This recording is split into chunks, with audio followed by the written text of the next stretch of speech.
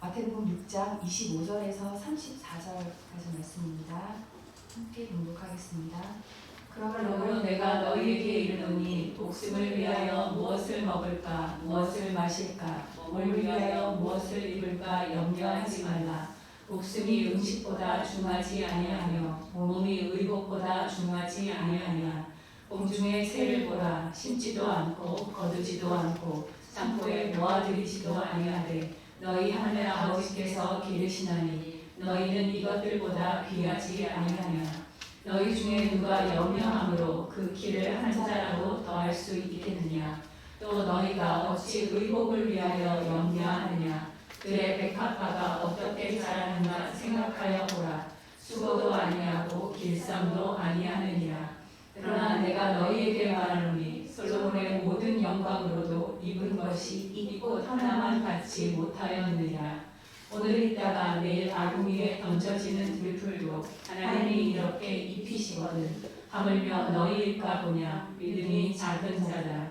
그러므로 염려하여 이르기를 무엇을 먹을까 무엇을 마실까 무엇을 입을까 하지 말라.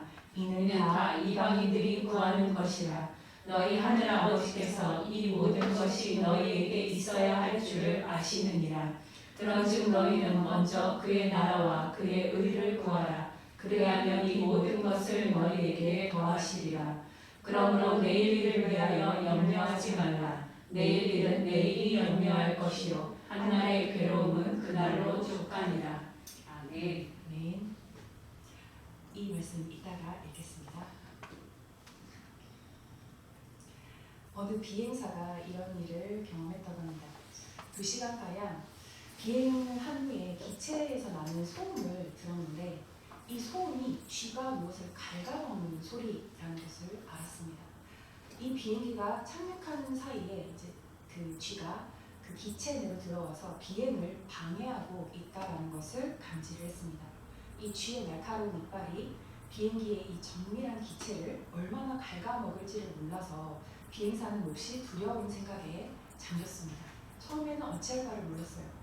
떠나온 지점으로 되돌아가는데도 2시간 정도 시간이 소요되고 앞으로 착륙할 지점에 도착하는데도 2시간 정도의 시간이 소요되는 그런 위치에서 비행을 하고 있었습니다.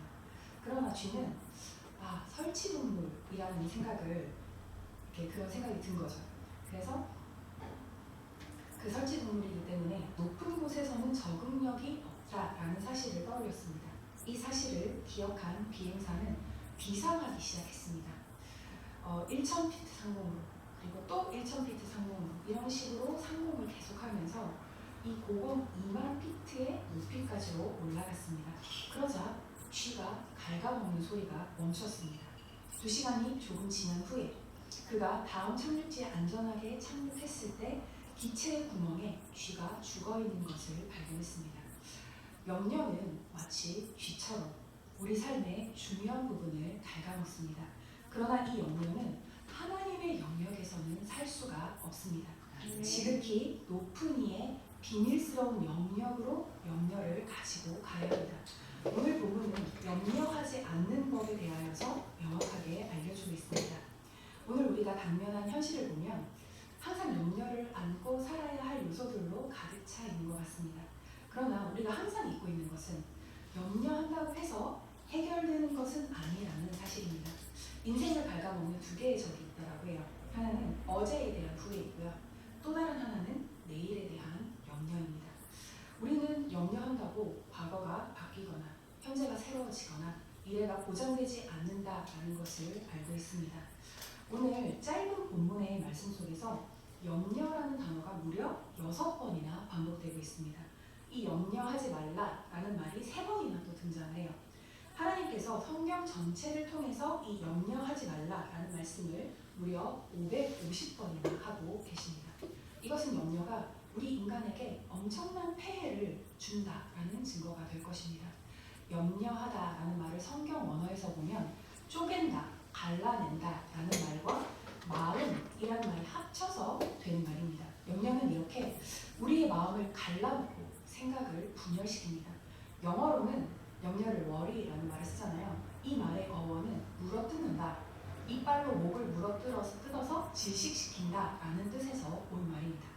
염려에 물린 사람은 무력해지죠. 그래서 심리학에서는 사람은 염려로 인해서 서서히 스스로 죽음의 상태에 이르게 된다라고 합니다. 염려의 도가 깊어지면 또 자신의 건강을 해치고 수명을 단축시키게 되는 것뿐만 아니라 영혼의 기능도 서서히 마비되는 거죠. 결국은 영적인 무기력증에 빠지게 됩니다. 염려의 폐해는 또 여기에 머물지 않죠. 염려는 또 전염성이 대단히 강합니다. 염려는 전염병보다 전염이 더 잘 돼요.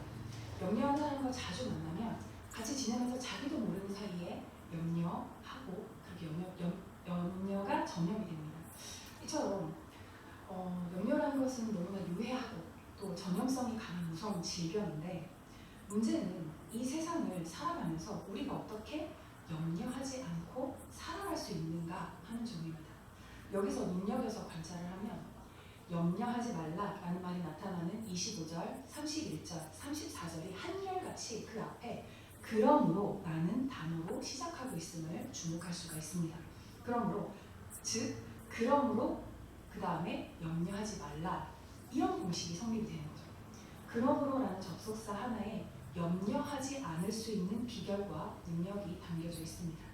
그러므로라는 이 말은요, 이미 선택과 결론이 내려졌으므로 라는 의미입니다. 이미 선택과 결론이 내려졌으므로 그러므로라는 이 정의와 연결을 해본다면 이런 뜻이 됩니다. 재물과 하나님, 세상과 하나님 사이에서 너희는 이미 하나님 쪽으로 선택과 결론이 내려졌으므로 이제 염려할 필요가 없다라는 것입니다. 우리는 생명과 기쁨의 원천이 하나님에게 있음을 믿고 사는 사람들입니다. 그리고 우리는 이미 하나님 편으로 선택이 끝난 사람들입니다. 하나님을 선택한 사람은 걱정거리를 만나도 너무나 깊이 좌절하지는 않고요. 위기를 당해도 동요하거나 의기소침하지 않습니다. 하나님은 그런 믿음을 가지고 사는 사람들의 인생을 책임져 주십니다.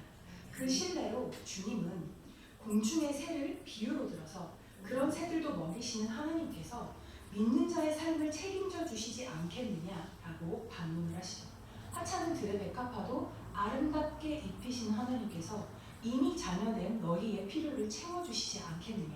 이 본문 28절에 들의 백합화가 어떻게 자라는가 생각하여 보라라고 말씀을 해요. 여기에서 생각하다라는 말은 원어로 카타, 만다노라는 단어입니다. 카타라는 말은 철저하게, 만다노라는 말은 배운다라는 말이에요. 철저하게 배운다. 이 말은 믿음으로 생각하라라는 의미가 있습니다. 즉, 염려는 거부하거나 가볍게 다룰 수 있는 것이 아니라는 거예요. 우리가 삶 속에서 경험하는 고통의 문제를 그냥 무시하고 산다라는 것은 불가능합니다. 예수님께서 염려하지 말라라고 말씀하신 것은 염려를 부정하라라는 의미가 아니에요. 예수님께서는 염려할 수밖에 없는 현실을 인정하셨습니다. 염려할 수밖에 없는 현실을 직시하고 인정할 때 구체적으로 기도할 수가 있습니다. 염려하는 문제를 정확하게 직시한 사람은 정확하게 기도합니다. 그러나 현실을 직시하지 못하는 사람은 모호하게 기도합니다. 왜 기도하는지조차 알지 못하고 기도를 하게 되는 거죠. 염려할 수밖에 없는 현실을 직시하지 못했기 때문에 현실의 문제 속에서 밀고 들어가는 기도를 하지 못하는 것입니다. 그래서 기도의 용사 조지 뮬러는 말했습니다. 믿음의 시작은 염려의 끝이요, 염려의 시작은 믿음의 끝이다. 너희가 염려하느냐? 너희 믿음이 죽을 것이다. 너희가 믿음을 추구하느냐? 너희 염려가 죽을 것이다. 우리는 하나님 앞에 염려를 맡기고 믿음과 평안을 얻는 기쁨의 비밀을 배워야 합니다. 하나님 오늘도 우리의 염려를 평강으로 바꾸어 주고자 하십니다. 우리의 필요도 구해야 하지만 33절을 보면 너희는 먼저 그의 나라와 그의 의를 구하라. 그리하면 이 모든 것을 너희에게 더하시리라 라고 말씀하십니다. 여기서 구하다 라는 말은 찾다, 조사하다, 바라다 이런 의미의 말이에요. 하나님 나라에 대해서 찾고 조사하고 그 나라가 나의 나라가 되도록 구하라는 것입니다. 하나님의 통치를 가슴속에서 완전히 체험을 하고 하나님의 말씀에 순종하며 그 말씀대로 사는 것을 끊임없이 추구해 나가라는 것입니다. 우리가 드릴 수 있는 작은 헌신과 섬김이 바로 하나님의 나라를 마지막으로 34절에 그러므로 내일 일을 위하여 염려하지 말라. 내일 일은 내일이 염려할 것이요 한날의 괴로움은 그날로 족하니라 라고 결론을 맺으십니다. 이 본문에서 주님은 내일 일은 내일이 염려할 것이요 라고 말씀합니다. 염려의 주어가 달라집니다. 염려를 하더라도 내가 하는 것이 아니라 내일이라는 시간이 염려할 것이니 너희는 평안하라 라는 것입니다. 다시 말해서 아직 오지도 않은 일을 미리 소급해서 염려하지 말라는 것입니다. 이것이 믿음입니다. 믿음이 없으면 내일은 언제나 절망이죠. 그러나 믿음이 있으면 내일은 언제나 소망이 있습니다. 여기에 염려를 십자가 앞에 맡기고 믿음을 얻게 되는 신비가 있습니다. 빌립보서 4장 6절에서 7절 이 시간 함께 읽어보겠습니다. 빌립보서 4장 6절 7절입니다. 시작. 아무것도 염려하지 말고 다만 모든 일에 기도와 간구로 너희 구할 것을 감사함으로 하나님께 아뢰라. 그리하면 모든 지각에 뛰어난 하나님의 평강이 그리스도 예수 안에서 너희 마음과 생각을 지키시리라. 아멘. 여기에서 때때로 염려하지 말라, 가능한 염려하지 말라는 것은 어느 정도 지킬 수 있을 것 같아요. 그런데 본문을 보면 아무것도 염려하지 말라라고 했습니다. 여기서 아무것도가 굉장히 중요해요. 과연 이것이 가능할까요? 사도 바울이 치열한 인생살이를 모르고 말한 건 아닐까요? 사도 바울이 결혼하지 않아서 아직 애를 낳아본 적이 없어서 약간 세상살이 몰라서 이런 말씀하신 건 아닐까요? 너무 삶을 가볍게 보고 또 무리한 강요인 건 아닐까요? 만약에 바울이 가급적 염려하지 말라라고 했다면 인간적으로 이해를 했을 거예요. 그러나 다시 봐도 아무것도 염려하지 말라라고 기록되어 있습니다. 사도 바울은 아무것도 염려하지 않을 수 있는 답을 이 말씀 안에서 말하고 있어요. 우리는 그 답을 찾아야 됩니다. 우리가 아무것도 염려하지 않을 수 있다라는 것은 엄청난 일이에요. 그러나 가능합니다. 본문에서 우리는 두 가지 주제를 붙들어야 합니다. 하나는 소극적인 주제고 하나는 적극적인 주제예요. 소극적인 주제는 염려하지 말라라는 거고요. 적극적인 주제는 기도하라라는 것입니다. 우리가 하지 말아야 할 것은 염려이고 우리가 해야 할 것은 기도입니다. 사도 바울은 염려의 대항마로 기도를 말했습니다. 사도 바울은 아무것도 그리고 다만 모든 일에 이 두 가지 표현을 대칭적으로 사용해서 말하고 있습니다. 자, 그러면 어떻게 염려와 싸움에서 이길 수 있습니까? 오늘 성경을 통해서 하나님은 너희 구할 것을 하나님께 아뢰라 라고 말씀합니다. 염려거리를 가지고 오히려 감사함으로 기도하고 간구하라 라고 말씀합니다. 영국의 스펄전 목사님은 10년을 염려하는 것보다 10분간 기도하는 편이 좋다라고 했습니다. 기도하라 라는 말은 예배하고 경배하고 하나님께 나오는 것을 포함합니다. 염려거리가 생기면 하나님으로부터 멀어지는 것이 아니라 그 염려로 오히려 하나님께 나올 때 염려와의 싸움에서 승리할 수가 있습니다. 염려와 기도는 서로 반대편에 있습니다. 하나를 붙들면 다른 하나를 놓을 수 있어요. 둘 다 붙들 수는 없습니다. 하나를 선택해야 합니다. 어느 쪽을 붙들 것인가에 따라서 모든 것이 결정됩니다. 염려와 기도, 이 두 가지는 서로 반대되는 것입니다. 그러므로 우리는 선택해야 합니다. 한나는 불임이라는 염려거리 때문에 하나님께 나아가서 술 취한 여인처럼 기도했습니다. 나병 환자는 나병 때문에 예수님께 나아갔습니다. 혈루증 여인이 혈루증 때문에 주님께 나아간 것입니다.